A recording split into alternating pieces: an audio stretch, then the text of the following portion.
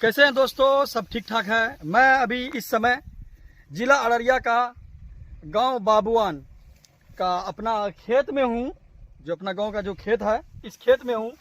आप लोगों को पता होगा, बारिश अभी बिल्कुल ना के बराबर हो रहा है।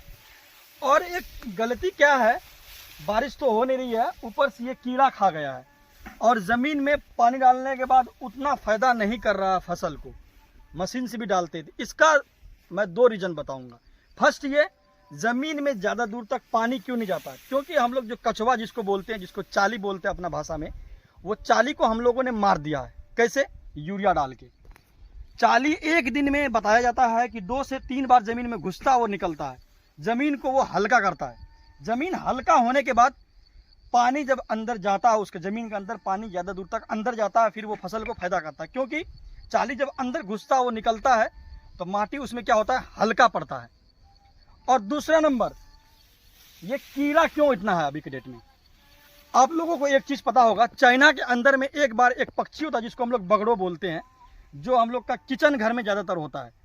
वो एक बार क्या हुआ, वहाँ के सरकार ने फैसला लिया कि इस चिड़िया को ख़त्म कर दिया जाए। अब किसी ऐसा रहा होगा, जब वो चिड़िया को ख़त्म किया गया, ज़्यादातर चिड़िया को मार दिया गया, वहाँ पे कीड़ा इतना बढ़ गया कि कीड़ा इंसान के ऊपर हमला करने लगा। इंसान कीड़ा से परेशान हो गया। फिर जाके वो पक्षी को दोबारा से फिर से देश में फिर से लाया गया, दूसरे जगह से ढूंढ के, फिर उसको यानी कि कहा जाए साफ अल्फाज में तो रिकवर किया गया। फिर जाके वहाँ का कीड़ा ख़त्म हुआ। अभी हम लोग का एरिया में ऐसा ही है। 5G टावर, आप लोगों को पता होगा 5G टावर लगाने से हमारे यहाँ का पक्षी पूरी तरीक़ा से वो जो है ना, वो मर गया। पक्षी मर गया, अब कीड़ा खाएगा कौन।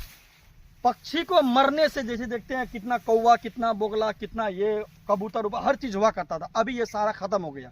क्योंकि 5G टावर लॉन्च करने से पक्षियों का मौत हो गई है, वो मर गया। अब पक्षी नहीं है तो कीड़ा कौन खाएगा।